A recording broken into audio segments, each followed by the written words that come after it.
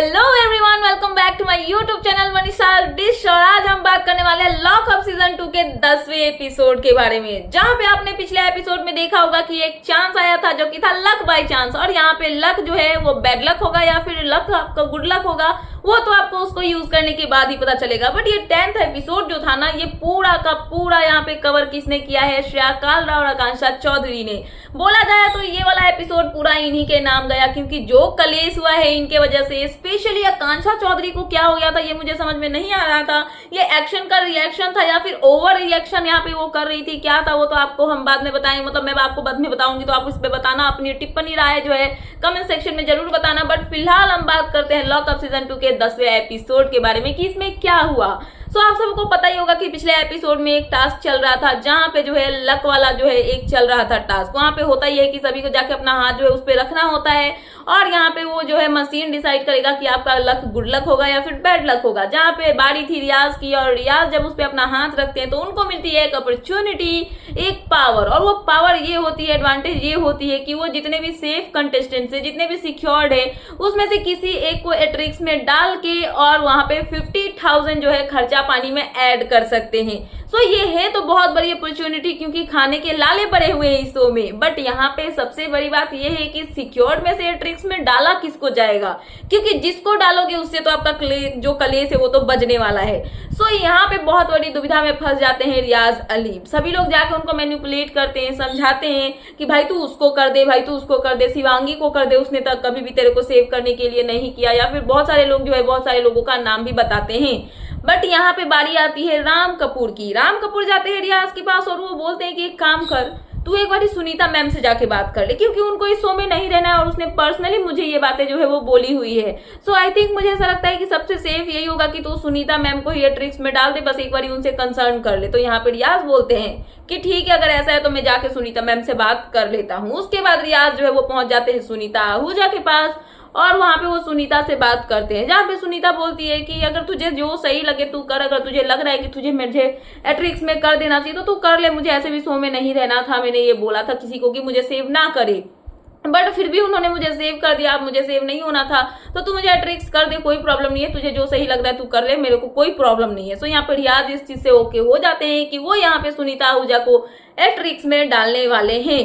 But यहाँ पे फिर से बारी आती है, हॉर्न बजता है, सायरन बजता है हाथ उस पे रखने के लिए, जहां पे रियाज अली ने जब लास्ट टाइम रखा था तो पावर उन्हीं के पास होगी कि नेक्स्ट चांस जो है वो किसको देंगे। जहां पे रियाज का कहना ये होता है कि जो नेक्स्ट चांस होगा वो यहाँ पे वरुण को देना चाहेंगे, क्योंकि वरुण का बर्थडे है। सो बर्थडे का फायदा तो वरुण को पूरा मस्त यहाँ पे जो है वो मिला हुआ, लग्जरी खाना भी मिल गया, यहाँ पे हाथ रखने का चांस भी मिल गया, लक आजमाने का चांस मिल गया। सो वरुण जो है वो वहां पे अपना हाथ जो है वो रखते हैं, और उसके बाद उनका जो है लक बाय चांस यहाँ पे खुल जाता है और उनको मिलती है एक और एडवांटेज। और वो एडवांटेज क्या होती है पता है?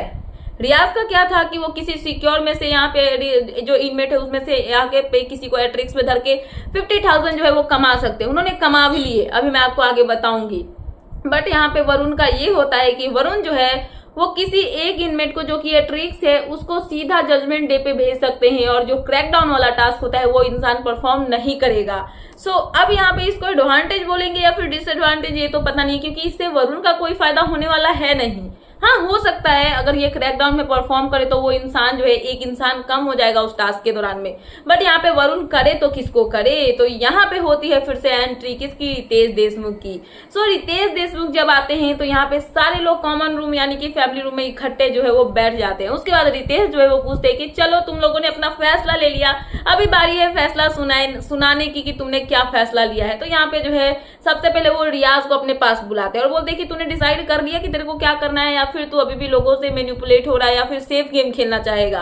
सो यहाँ पे उनका कहना ये होता है कि तू बता कि तू किसको यहाँ पे एट्रिक्स में डालना चाहता है। सो यहाँ पे रियाज बताते हैं कि सर मैं सुनीता मैम को एट्रिक्स में डालना चाहूंगा।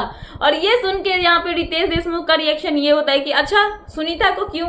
तो यहाँ पे रियाज बोलते हैं कि सर उनको यहाँ पे इस गेम में नहीं रहना है, उन्होंने खुद ये बोल रखा है, इसीलिए मैंने यहाँ पे उनको एट्रिक्स में डाला। जहाँ पे रितेश का कहना ये होता है कि तुम डिसाइड करोगे कि किसको यहाँ पे शो में रहना है, किसको नहीं रहना है। उसने बोल दिया और तुमने कर दिया, ऐसा नहीं होता है। तुम बहुत सेफ खेल रहे हो और स्टार्टिंग से तुम यही कर रहे हो।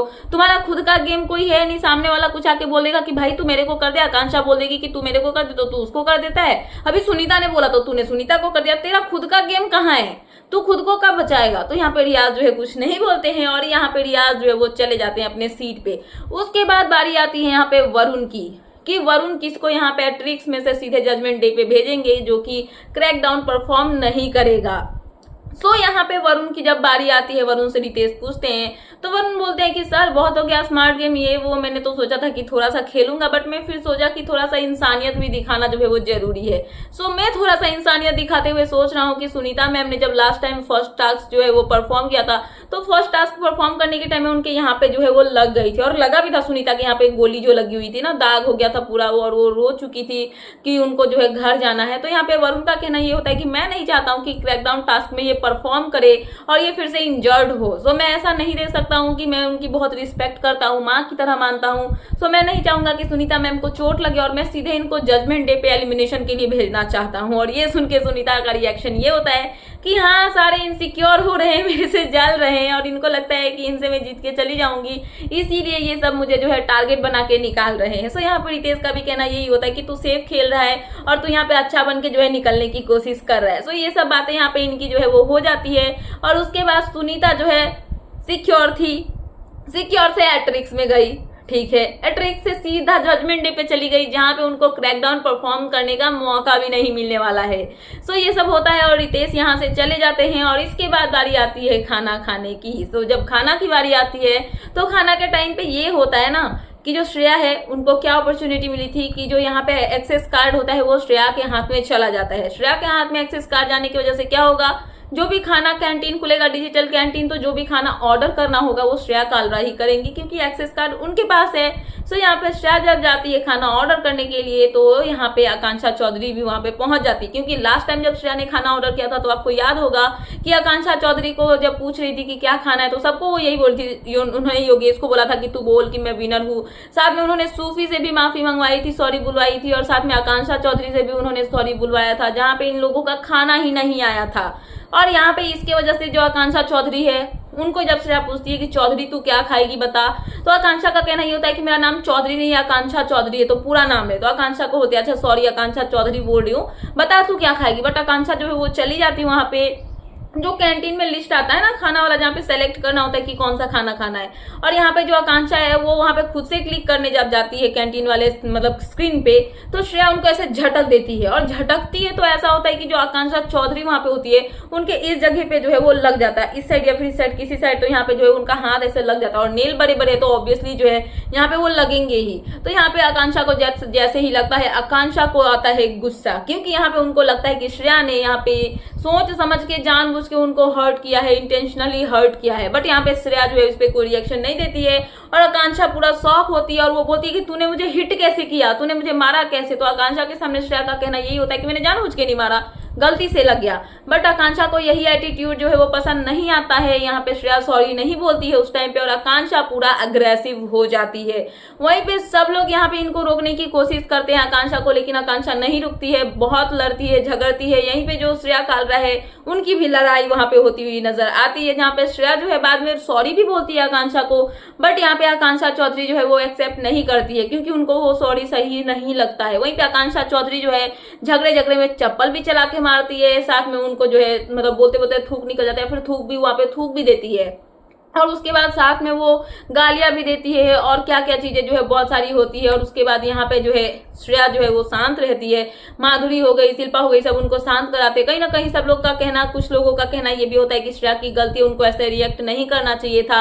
वहीं पे जो श्रेया काला के रिएक्शन का जो एक्शन का जो रिएक्शन आया यहाँ पे आकांक्षा चौधरी का, वो भी कुछ लोगों को पसंद नहीं आया कि इतने से बात का अगर तुमको चोट लगाए तो तुम कैमरे में जाओ और दिखाओ। जैसे कि बिग बॉस में भी आपने देखा होगा अगर किसी को कोई हिट करता है या फिर कुछ करता है, लड़ने की कोशिश तो सामने वाला करता है बट वो कैमरे में शो करता है कि देखो मेरे यहाँ लग गए हैं, मेरे यहाँ लग गए, वहां लग गए, कहीं भी लग गया तो दिखाते हैं कि देखो मेरे को ऐसे लगा हुआ है और इस पे कोई आप एक्शन लो। बट यहाँ पे श्रेया कालरा के एक्शन पे रिएक्शन आकांक्षा का सीधे सामने आता है जहाँ पे वो बहुत अग्रेसिव होती है और चिल्लाने लगती है। मतलब कि वहां पे अगर कोई नहीं होता तो वो सीधा लड़ जाती, भिड़ जाती, ऐसा वाला सीन जो है वो हो रखा था। तो इसीलिए मैंने आपको बोला ना कि पूरा जो ये एपिसोड था ना 10th 10th एपिसोड जो था वो पूरा आकांक्षा और श्रेया पे गया है। बट मुझे सम टाइम ऐसा फील हो रहा था कि आकांक्षा चौधरी मुझे पसंद है, मुझे अच्छी लगती है, बट मुझे ऐसा फील हो रहा था कि वो बहुत ज्यादा रिएक्ट कर रही थी, क्योंकि यहाँ पे उसके बाद श्रेया का कोई रिएक्शन नहीं निकला। वो बहुत कामली इस सिचुएशन को हैंडल कर रही थी। उनको माधुरी ने जब शांत किया तो वो चुप हो गई, वो कुछ नहीं बोल रही थी। बट यहाँ पे आकांक्षा चौधरी बहुत ज्यादा अग्रेसिव नजर आ रही थी, बहुत ज्यादा। अब इसका एक्शन का रिएक्शन आपको जजमेंट डे पे देखने के लिए मिल ही जाएगा कि कैसे कैसे क्या जो है वो आगे होने वाला है, किसको क्या पनिशमेंट मिलेगी। बट फिलहाल ये सब चीजें जो है वो हुई। उसके बाद यहाँ पे योगेश जो है वो आकांक्षा को शांत करने की कोशिश करते हैं, उसको पकड़ के खींच के ले जाते हैं कि तू शांत हो जा। बट वो योगेश की भी नहीं सुनती, उनको भी वो झटक देती है, हटा देती है। गंदी गंदी गालियों का यूज यहाँ पे किया जाता है, जो कि यहाँ पे बहुत मतलब कि मैं नहीं बता सकती, ऐसे ऐसे गालियां जो है वो दी जाती है। उसके बाद राम कपूर भी जाते हैं, वो श्रेया को भी समझाते हैं, साथ में आकांक्षा को भी समझाते हैं। यहीं पे जो आकांक्षा चमोला है वो दोनों के बीच में आके दोनों को साइड भी करती है। तो इसके बाद होता यहाँ पे ये है कि जो श्रेया कालरा है ना, वो बोलती है कि इसने मेरे को चप्पल मारा, इसने मेरे को गंदी गंदी गालियां दी है, मेरे ऊपर में थूका है, तो मैं यहाँ पे कैसे शांत बैठी हुई हूँ और ये मेरे पे ऐसे करके कर रही है, तो ऐसे कैसे होगा। तो यहीं पे जो माधुरी है वो जाती है यहाँ पे आकांक्षा को समझाने के लिए, आकांक्षा और श्रेया के झगड़े को रोकने के लिए। तो आकांक्षा जो है वो माधुरी को भी झटक देती है, उनका हाथ पकड़ के। वहीं पे जो शिल्पा शिंदे है वो भी बीच में जाती है, और शिल्पा शिंदे जब बीच में जाती है तो वो यहाँ पे उनको बोलने की कोशिश करती है कि ऐसे मत करो, ये सब गलत है। बट यहाँ पे आकांक्षा चौधरी को आता है गुस्सा, क्योंकि यहाँ पे जो शिल्पा शिंदे है वो यहाँ पे इस चीज को देख के बोल देती है छी।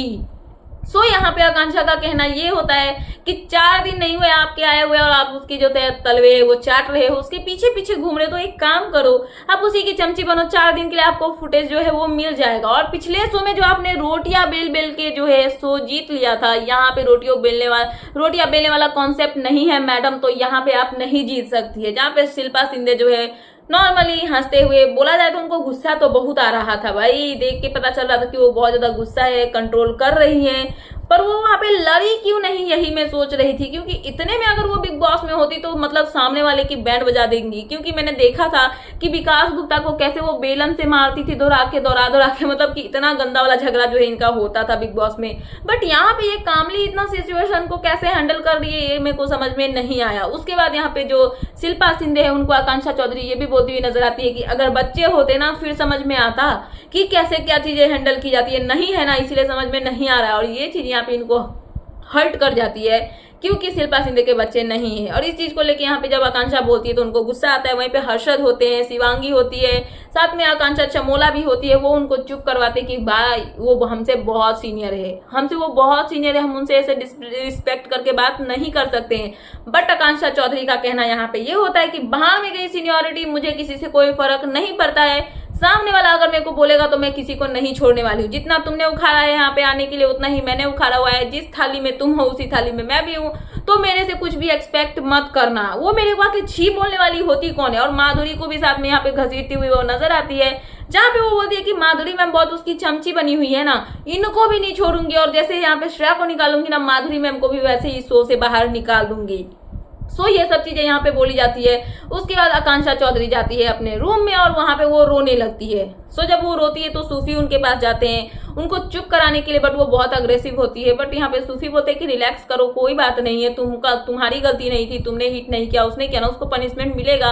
बट यहाँ पे श्रेया बोली जो आकांक्षा होती है, उनका सूफी से कहना ये होता है कि हर एक शो में एक ऐसी सी लड़की आती है, आप समझ जाना आगे मैं क्या बोलना चाहती हूँ, सी लड़की आती है जो कि मेरे साथ में ऐसा करती है, मुझे हर्ट करती है, मुझे हिट करती है। और उसके बाद ये होता है कि पूरा जो शो है वो रूल मैं करती हूँ, पूरा शो जो है वो मेरे वजह से चलता है। और पूरे शो का जो है मतलब होता है ना कि स्पॉटलाइट वो मेरे ऊपर में रहता है, मेरे वजह से शो चलता है। और जो मुझे हिट करता है उसका करियर पूरा जो है वो बर्बाद हो जाता है। सो यहाँ पे ये सब चीजें वो बोलती है। और किसके बारे में बोलती है आपको पता है? रूरू के बारे में नहीं, दीक्षा पवार के बारे में। क्योंकि जो दीक्षा है वो जब थी तो उन्होंने ही यहाँ पे हिट किया था किसको, आकांक्षा को। क्योंकि जो टास्क जब हुआ था उसके बाद कपड़े जो फेंका फेंकी हुए थे स्प्लिट्सविला में, तो उस टाइम पे उनका जो है झड़प हो गया था और यहाँ पे हाथापाई हो गई थी। तो उसको लेके यहाँ पे आकांक्षा चौधरी जो है वो बोलती है कि हर शो में जाती है और मुझे जो है कोई ना कोई दाग मिल जाता है। जहाँ पे अपने पैर में वो दिखाती है कि पिछले शो में मेरे को दाग लगा था और इस शो में भी मेरे फेस पे दाग जो है वो लग चुका है।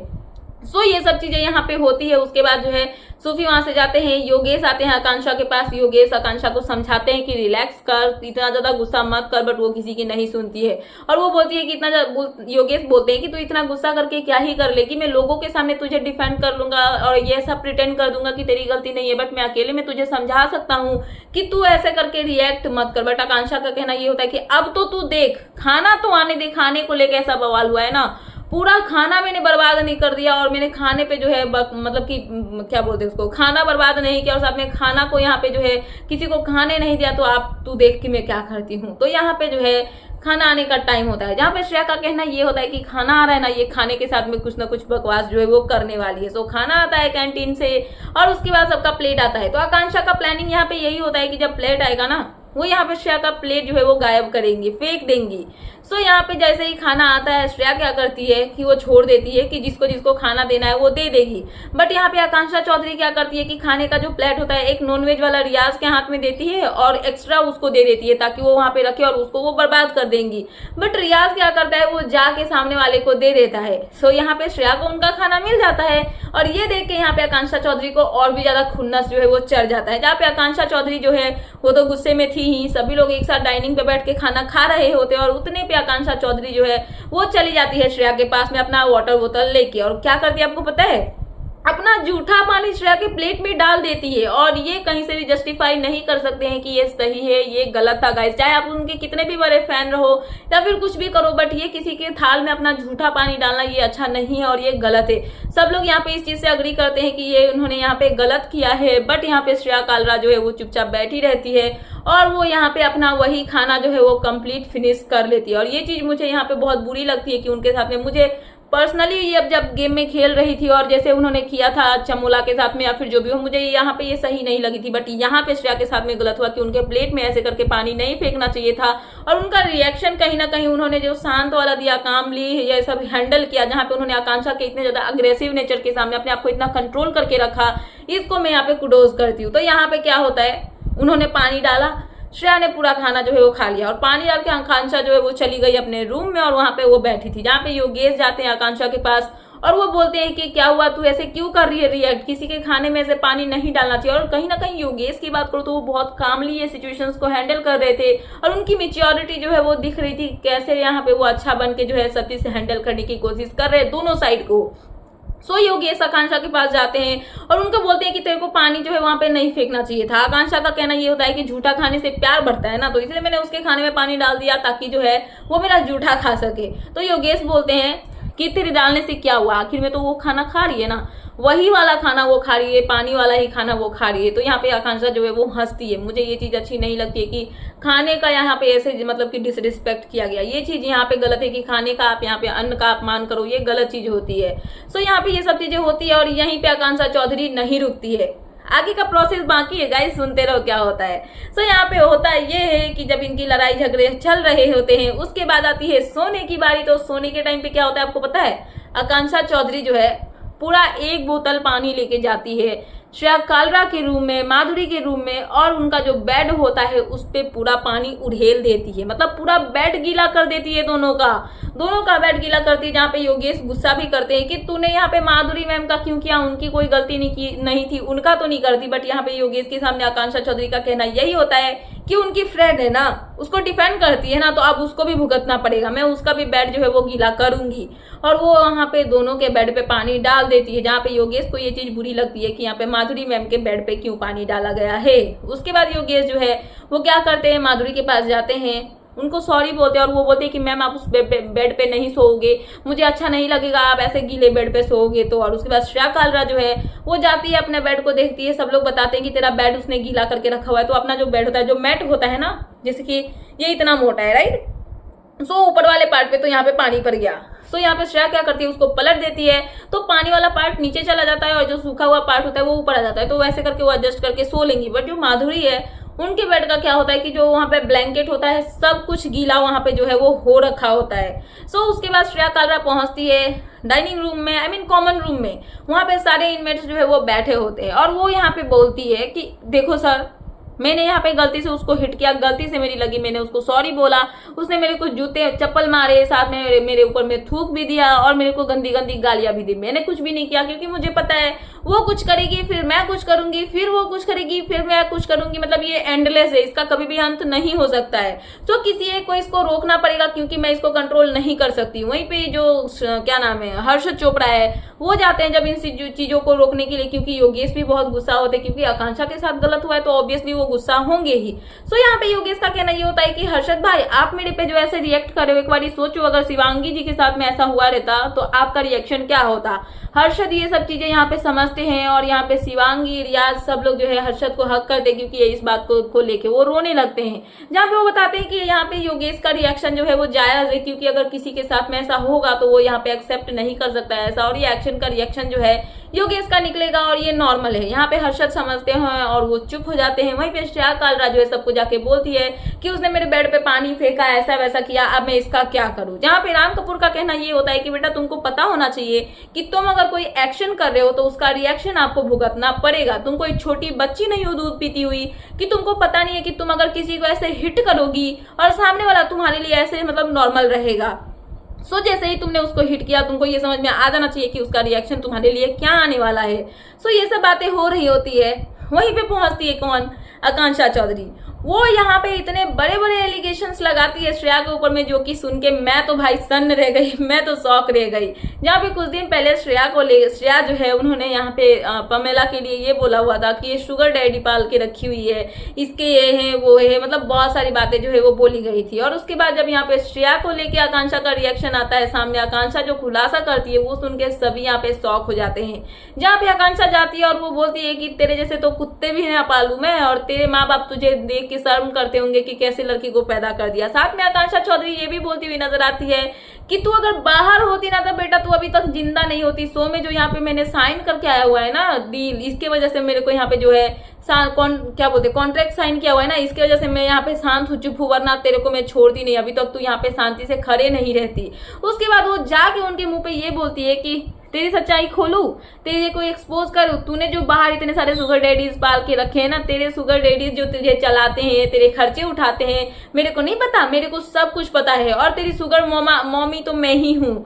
सो यहाँ पे शुगर मॉमी वो यहाँ पे अपने आप को इसलिए बोलती है क्योंकि वहां पे उन्होंने क्या नाम है आकांक्षा और योगेश का जो हुआ था ना सिलसिला के बाद में, तो पॉडकास्ट करती है श्रेया, तो श्रेया उनके ऊपर में वीडियो बनाई थी, पॉडकास्ट उन्होंने किया था, तो इसलिए उनका कहना यह है कि मेरे ऊपर में तूने पैसे कमाए, तूने अपना घर चलाया, तो मैं यहाँ पे चैरिटी में बिलीव करती हूँ और इसीलिए तो है तेरे को यहाँ पे मैंने चैरिटी में पैसे दे दिए, मेरे नाम पे तूने पैसे जो है वो कमा लिए। जहाँ पे श्रेया का रिएक्शन कुछ नहीं होता है और वो बोलती है कि चलो कोई बात नहीं है, मेरे शुगर डैडी है ना, तू प्रूफ करके दिखा था, फिर मैं तेरे को जो है वो मान जाऊंगी। उसके बाद जब है आकांक्षा जाती है वॉशरूम एरिया में, पैमला वहां पे पहुंचती है और पैमला का कहना क्या होता है पता है, ओ माई गॉड गाइस, ये 2 दिन पहले मेरे को कैसे बोल रही थी और ये इसका कैसा निकल गया, ये खुद ही वैसी है और ये मेरे ऊपर में एलिगेशंस लगा रही थी। इसको बोलते हैं कर्मा, जो जैसा करता है वैसा वो पा जाता है। तो यहाँ पे पैमला जो है वो बहुत हंसती है और वो यहाँ पे ताली भी मिलाती है आकांक्षा चौधरी के साथ में, क्योंकि यहाँ पे उनको शुगर डैडी बोला जा रहा था कि वो पाल के रखती है और यहाँ पे श्रेया के ऊपर में भी सेम एलिगेशन जो है वो लग चुका है।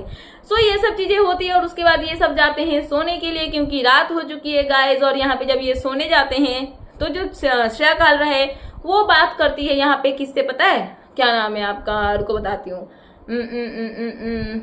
शिल्पा शिंदे से। जहाँ पे ये लोग बात करते हैं और शिल्पा शिंदे ये बोलती है कि हाँ मुझे पता है कि ये जो है ना ये इतना बदतमीज होगी, मुझे पता नहीं था, मैंने इतना ज्यादा बदतमीजी से एक्सपेक्ट नहीं किया था। वहीं पे श्रेया बोलती है कि हाँ वाइफ तो वाइफ, हस्बैंड भी वैसा ही निकला, दोनों पति पत्नी एक ही जैसे हैं। तो यहाँ पे योगेश और आकांक्षा को पति पत्नी जो है वो बोला जाता है।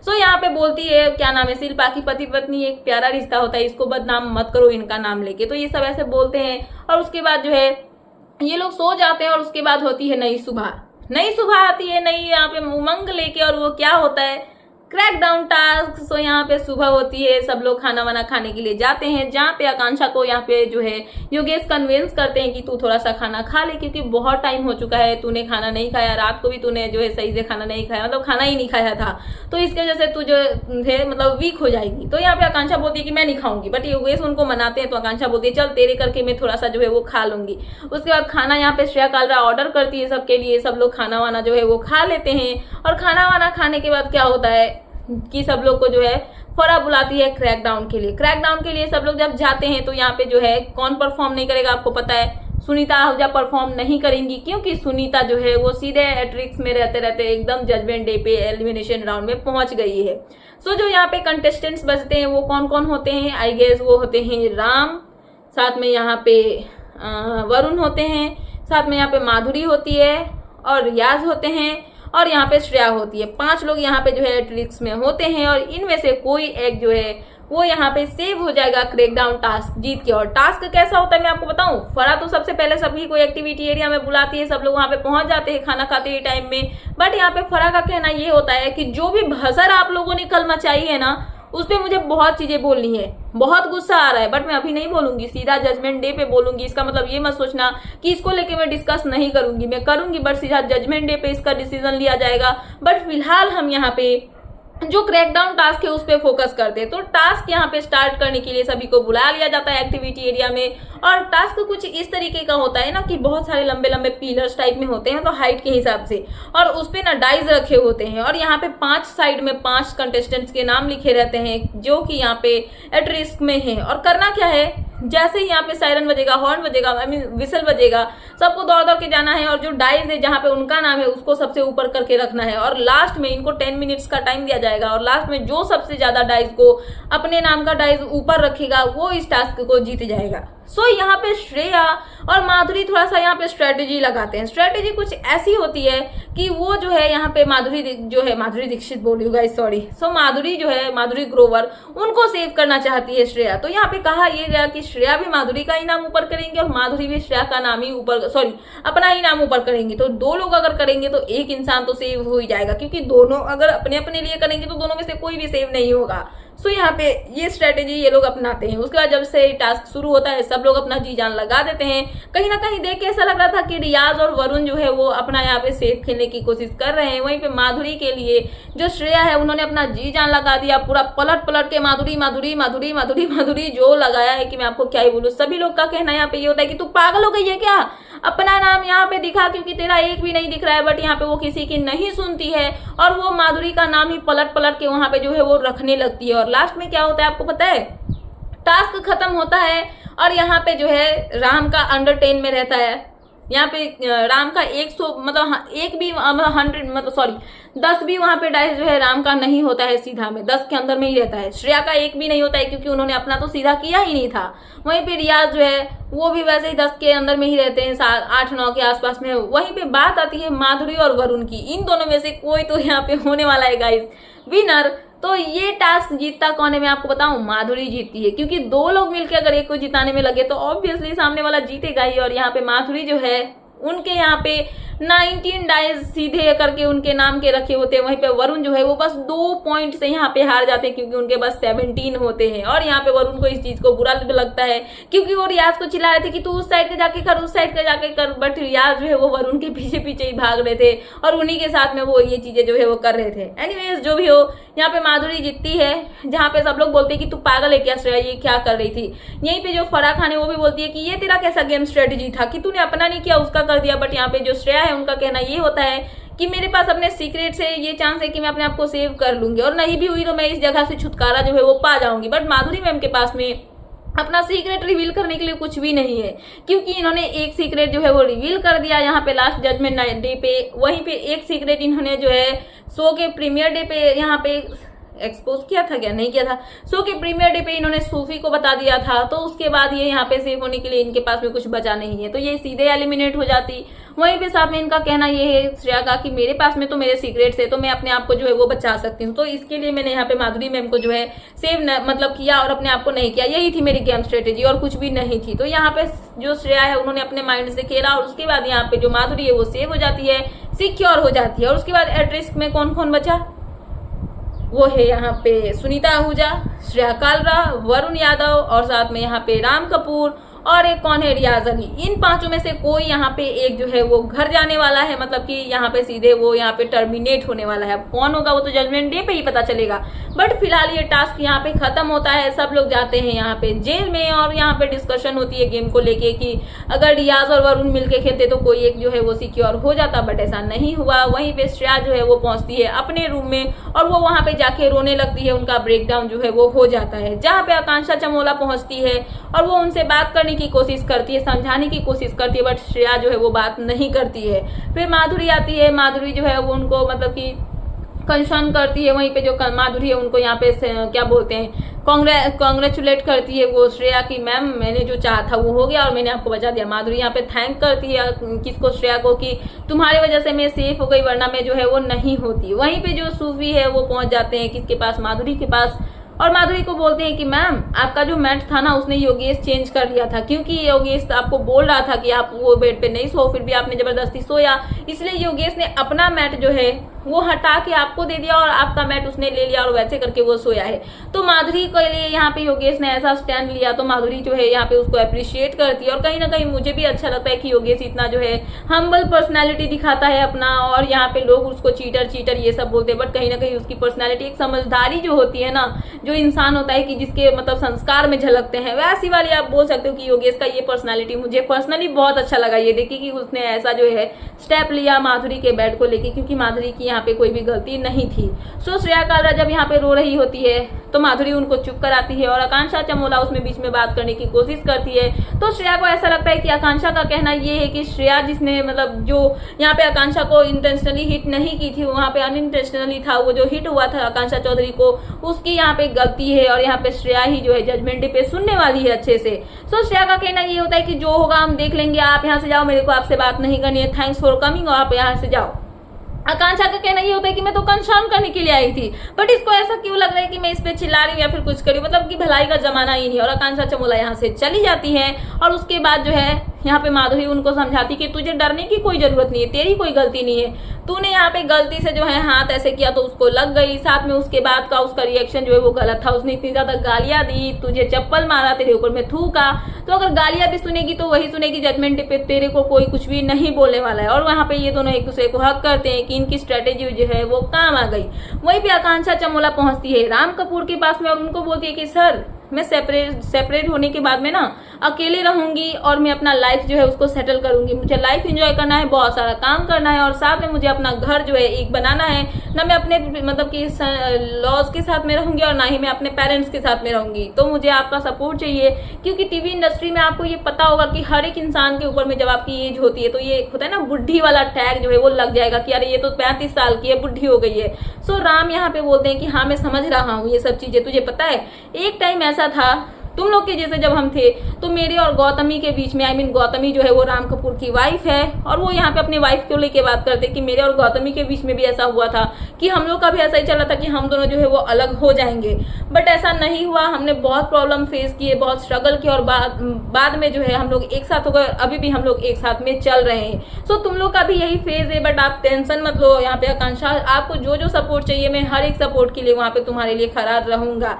सो यहाँ पे एक दूसरों को हक करते हैं और यहाँ पे सपोर्ट दिखाते हैं राम कपूर। और इसके बाद यहीं पे जो है ये एपिसोड हो जाता है फिनिश और आता है नया प्रोमो, देखिए होने वाला है बहुत ही धमाकेदार गाइस।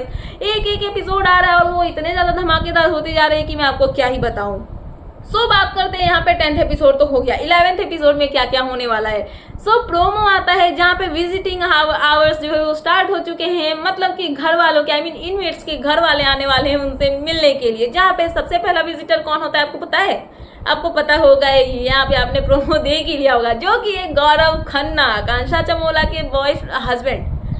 अभी तो हस्बैंड है, बाद में एक्स हस्बैंड होंगे नहीं होंगे ये तो बाद में पता चलेगा, बट फिलहाल गौरव खन्ना इस घर में एज अ इनमेट, मतलब इनमेट के विजिटर बन के आ चुके हैं। और उनकी एंट्री कैसे होती है पता है? मस्त पूरा ब्लैक बैकग्राउंड होता है जहाँ पे कुछ भी नहीं दिख रहा होता है, अंधेरा होता है, और उनकी आती है एक शायरी मैंने लिख रखा है क्योंकि मेरे को शायरी नहीं आती है, बट फिर भी मैंने लिख रखा है, मैं आपको बताती हूँ। एक समंदर है जो काबू में है मेरे, गौरव का कहना है कि एक समुद्र है जो काबू में है गौरव के, पर एक कतरा है जो संभाला नहीं जाता, गौरव का कहना ये है। और उसके बाद मैंने यहाँ पे ये ज्वाइन किया कि समुद्र उनके काबू में, मतलब उन्होंने खुद को काबू में रखा हुआ है, पर यहाँ पे उन्होंने आकांक्षा को नहीं संभाला, पता नहीं क्या है, बट मुझे ऐसा लगा। मैं सीधे शायरी बोलती हूँ, इतना ज्यादा दिमाग नहीं लगाते। एक समुद्र है जो काबू में है मेरे, एक कतरा है जो मुझसे संभाला नहीं जाता, एक उम्र बितानी है उसके बगैर, पर एक लम्हा मुझसे गुजारा नहीं जाता। सो यहाँ पे कहीं ना कहीं ये सुन के ये समझ में आ रहा है ना कि आकांक्षा चमोला के लिए शायरी बोली जाती है, क्योंकि यहाँ पे उनको पूरा लाइफ जो है अब डिवोर्स के बाद उनके बिना रहना है, पर वो 1 मिनट भी उनके बिना नहीं रह पा रहे हैं। और ये जब इनकी एंट्री होती है इस साइड के बाद सभी लोग यहाँ पे शॉक होते हैं और आकांक्षा चमोला जो है वो बहुत इमोशनल हो जाती है, उनकी आंखें भर आती है, उनकी आंखों से आंसू निकलने लगती है और गौरव आते बोलते हैं तूने तो यहाँ पे मेरी क्लास लगा दी यार, तूने तो मेरे पंगे लगा दिए, मेरे बाहर में जो है जो यहाँ पे फट रही है, जो भी क्लास लगाए ना लोगों ने, तेरी वजह से तूने क्या क्या करवा दिया। ऑब्वियसली यहाँ पे बात हो रही है कि इन्होंने इनका सीक्रेट रिवील किया कि ये डिवोर्स लेने वाले हैं और बाहर जो गौरव खन्ना की लगी है ये तो सबको पता है क्योंकि उनकी बिग बॉस वाली जो लाइफ थी वो अलग और यहाँ पे जो आकांक्षा ने एक्सपोज किया वो अलग। सो ये सब चीजें होती है। उसके बाद आकांक्षा चमोला यहाँ पे इमोशनल होती है। अब इसके बाद आगे क्या होने वाला इन दोनों के बीच में ये फैंस जानना बहुत जरूरी चाहेंगे और जरूर चाहते हैं, मैं भी चाहती हूँ। सो फिलहाल यहाँ पे ये प्रोमो इतने में ही एंड हो जाता है और यहाँ पे एंड होता है एपिसोड नंबर 10 का रिव्यू सॉरी गाइस, रिव्यू यहाँ पे खत्म होता है और मेरा वीडियो भी यहाँ पे खत्म होता है। तो आपको कैसा लगा ये रिव्यू प्लीज मुझे कमेंट सेक्शन में कमेंट करके बताना। एंड ऐसे ही लेटेस्ट वीडियोस के अपडेट पाने के लिए प्लीज मेरे चैनल को सब्सक्राइब करना एंड बेल आइकन प्रेस करना ताकि मेरे आने वाले सारे वीडियोस के नोटिफिकेशंस आपके पास टाइम पे पहुंचते रहे। सो मिलते हैं नेक्स्ट वीडियो में। So thanks for watching and bye bye.